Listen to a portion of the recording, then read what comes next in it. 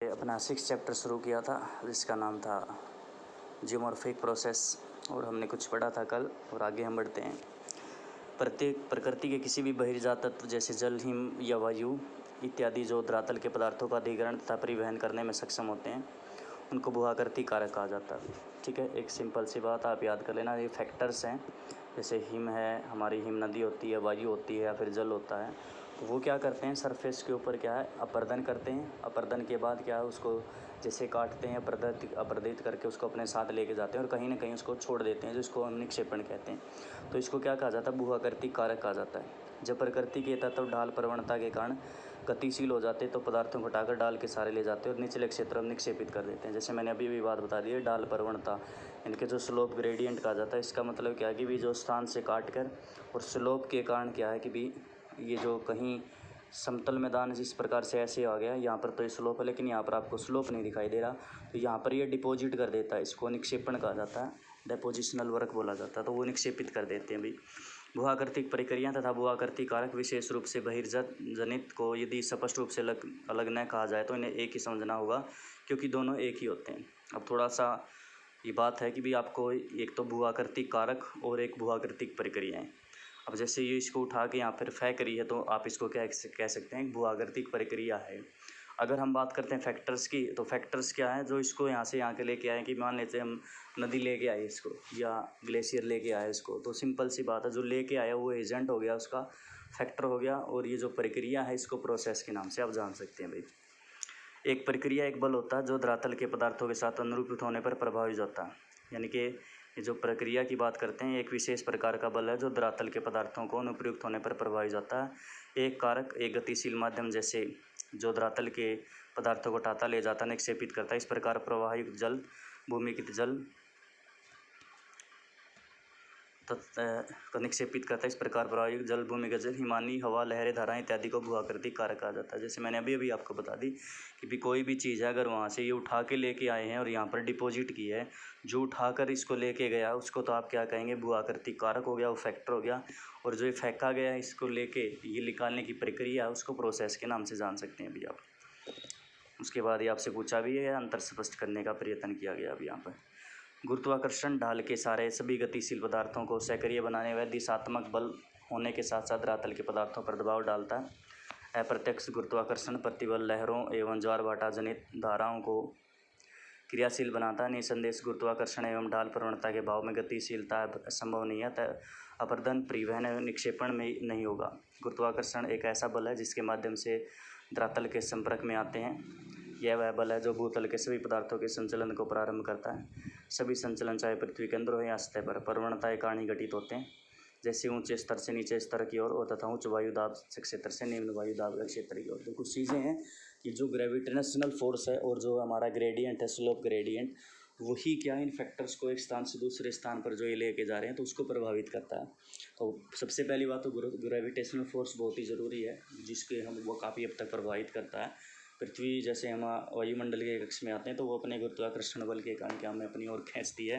तो उसी प्रकार से चीज़ें हैं, जैसे आप ज्वार भाटा का एग्जांपल आप रख सकते हैं कि भी एक तरफ से तो फैक्टर्स लग रहा है, सन और मून की बात करते हैं कि वो ग्रेविटेशनल फोर्स की वजह से क्या है वो दूसरी तरफ फेंकने का प्रयत्न करते हैं, अपनी ओर आकर्षित करते हैं, लेकिन इसके साथ साथ जो अर्थ है वो भी उनको अपनी ओर आकर्षित करने का प्रयत्न करती है और साथ साथ घूम रही है, तो उसका सेंट्रीफ्यूगल फोर्स होता है, तो वो भी उसकी वजह से क्या हो पूर्णतः तो मतलब क्या उसको जाने देता। अगर ऐसा होता कि भी ग्रेविटेशनल फोर्स नहीं होता हमारी पृथ्वी के, तो वो सारा का सारा जो जल आप बात कर सकते हैं तो वो क्या ग्रेविटेशनल फोर्स सन और मून का, तो उसकी वजह से क्या काफ़ी दूर मतलब यहाँ से पृथ्वी से गायब भी हो जाता था। तो आपने ध्यान रखना कि जो स्लोप ग्रेडियंट की बात करते हैं ये नियम है पृथ्वी का पूरे मतलब क्या चीज़ें ऊंचाई से निचाई की तरफ चलेंगी और उच्च वायुदाब से निम्न वायुदाब की तरफ चलेंगी। ठीक है, उसके बाद हम बात करते हैं एंडोजेनेटिक फोर्सेस की। पृथ्वी के अंदर निकलने वाली ऊर्जा भूआकृतिक प्रक्रियाओं के लिए प्रमुख बल होते हैं। पृथ्वी के अंदर की ऊर्जा अधिकांशतः रेडियोधर्मी प्रक्रियाओं, घूर्णन एवं ज्वारीय घर्षण एवं पृथ्वी की उत्पत्ति से जुड़ी ऊष्मा से निकलती है। भूतापीय प्रवणता एवं अंदर से निकलने वाले ऊष्मा प्रवाह से प्राप्त जल ऊर्जा पटल विरूपण एवं ज्वालामुखी निताश को प्रेरित करती है। भूतापीय लवणता एवं अंदर के ऊष्मा प्रवाह, भूपट्टी की मोटाई एवं दृढ़ता में अंतर के कारण अंतर्जनित बलों के कार्य को समान नहीं होते, अतः विवर्तनिक एवं अनियंत्रित मूल भूपरपट्टी की सतह से असमतल हो जाता है। अब देखिए सिंपल सी बात क्या है कि जो अंतर्जात बल क्या होते हैं कि पृथ्वी के अंदर जैसे जैसे आप जाते हैं तो वहाँ पर जितनी नीचाई की ओर जा रहे हैं तो वहाँ पर रेडियो एक्टिव पदार्थ आपको देखने को मिलेंगे, जिसमें क्या रेडियो एक्टिव क्रियाएँ वहाँ पर होती रही हैं। उसके बाद पृथ्वी के घूर्णन की वजह से क्या होता है कि भी काफ़ी हद तक जो है चीज़ें घूम रही हैं, तो उसकी वजह से क्या है कि भी वो ट्रैवल कर रही हैं, तो जिसकी वजह से क्या अंतर्जात बल आपके उत्पन्न हो रहे हैं। या फिर ज्वारीय वर्ण की बात कर सकते हैं, या फिर जो ऊष्मा है, और ऊष्मा का भी आप कह सकते हैं कि भी जो भूतापीय प्रवणता है कि भी जो ये टेम्परेचर है, और कहीं पर ये ज़्यादा मटेरियल डिपॉजिट है, लिक्विड फॉर्म में भी हो सकता है, और कहीं पर ये कम है। तो जैसे हमने बात की कि ज़्यादा से ये क्या है कम की ओर जाना शुरू हो जाता है। इसके अलावा क्या है कि भी दूसरी चीज़ क्या है इसमें एक और चीज़ देखने को मिलेगी। ये डिफ़ाइन करता है कि ये जो अंतर्जात प्रक्रियाएं होती हैं सभी जगह आपको एक समान नहीं देखने को मिलेंगी। अगर ये सरफेस है तो हो सकता है यहाँ पर ये प्रक्रिया बहुत तीव्र गति से हो रही हो, और हो सकता है इस इलाके में बहुत ही कम गति से हो रही। तो ये डिफ़ाइन करेगा वहाँ पर जो सरफेस है वो कितनी मोटाई का है, वहाँ पर किस प्रकार की जो है चीज़ों से वो जो किस प्रकार के मिनरल्स वगैरह से वो मिलकर बना हुआ है, और कितना वो कठोर है या मजबूत है। तो वो डिफ़ाइन उसी के हिसाब से वो होता है कि भाई यहाँ पर कितनी बड़ी मात्रा में क्या हमारा प्रदन वगैरह या फिर क्या अंतर्जात बल उत्पन्न हो सकते हैं भाई। उसके बाद हमने बात की थी कल डायस्टोफिज्म के बारे में। मैंने आपको बता दिया था कि वो सारी जो प्रक्रियाँ होती हैं जिसमें भूपट्टी संचलित होती है, उत्थादित होती है और निर्मित होती है, इनके अंदर सभी को हम क्या है कि डायस्टोफिज्म के नाम से जानते हैं, इसको पटल विरूपण के नाम से जानते हैं। तो इसके अंदर क्या है कि भी निम्नलिखित चीज़ें आती हैं। सबसे पहले तीक्ष्ण वलयन के माध्यम से पर्वत निर्माण तथा भूपरपट्टी की लंबी एवं संकीर्ण पट्टियों को निर्माण करने वाली पर्वतीय प्रक्रिया। तो सबसे पहले क्या होता है इसके अंदर जो फैक्टर्स होते हैं, इसमें क्या होता है कि एक तो हमारे जो भूपरपट्टी होती है उसके अंदर बहुत बड़ी मात्रा में वलन पड़ जाते हैं, जिससे पर्वत निर्माण का कार्य होता है। यानी कि कुछ चीज़ इस प्रकार से होती है। वलन क्या होता है कि भी अत्यधिक दबाव की वजह से चट्टानें क्या है जब मोड़ खा जाती है, मान लीजिए इस साइड से भी दबाव लग रहा है, इस साइड से भी दबाव लग रहा है, तो ये चट्टानें हैं जैसे ये दिखाई दे रही है तो ये मोड़ खा जाएगी, इस प्रकार से हो जाएगी। और मान लीजिए बिल्कुल इलाका ये सेम समतल इलाका, मान लीजिए सरफेस था, ये मान लीजिए आप कोई भी सरफेस था, यहाँ पे ये ऊपर वाला सरफेस था। उसके बाद ये जो चट्टान थी इसका कुछ हिस्सा इस प्रकार से ऊपर उठ गया, कुछ नीचे चला गया इस प्रकार से।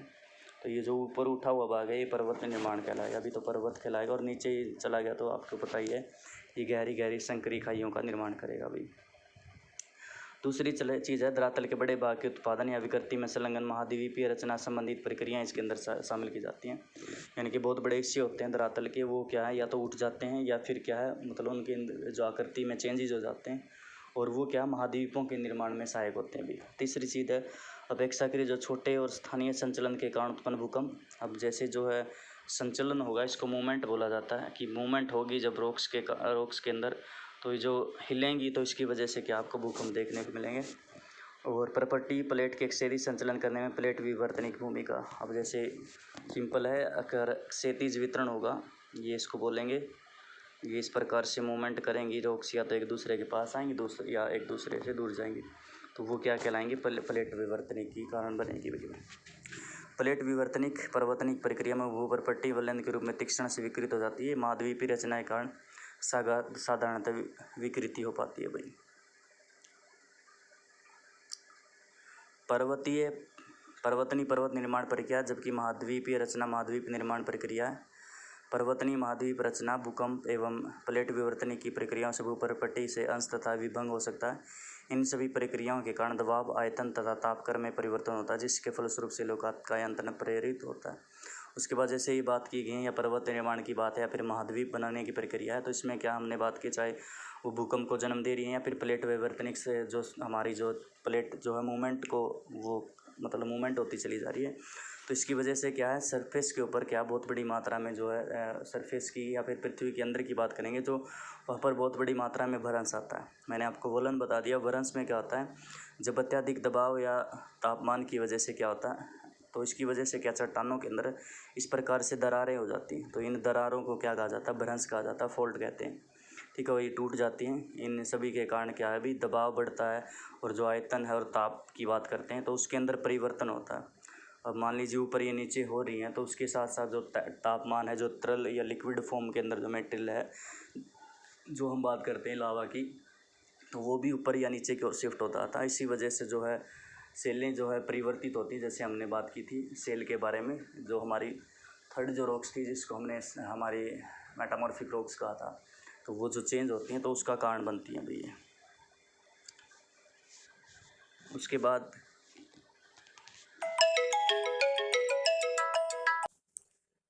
आगे भी ये वोल्केनिज्म है, ज्वालामुखीयता बोलते हैं।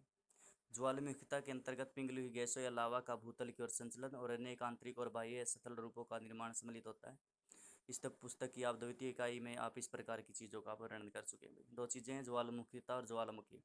ज्वालामुखी में तो सिर्फ क्या, जब वो फटता है तो वो जो फटने की प्रक्रिया है, जब लावा होता है जो हमारा तो बाहर निकलता है वो, तो उसको तो ज्वालामुखी बोला जाता है। लेकिन ज्वालामुखी के कारण क्या है, जितनी भी जो स्थलारूप बनते हैं उसके बाद वो फैलता है, गैसें निकलती हैं, सतल रूप, और उस मतलब गैसों के साथ साथ बहुत सारे कंकड़ पत्थर भी बाहर निकलते हैं, और उसके बाद वो स्थलाकृतियों का निर्माण होता है। तो उन सभी का मिक्सचर जो है वो क्या कहलाता है, वोल्केनिज्म कहलाता है।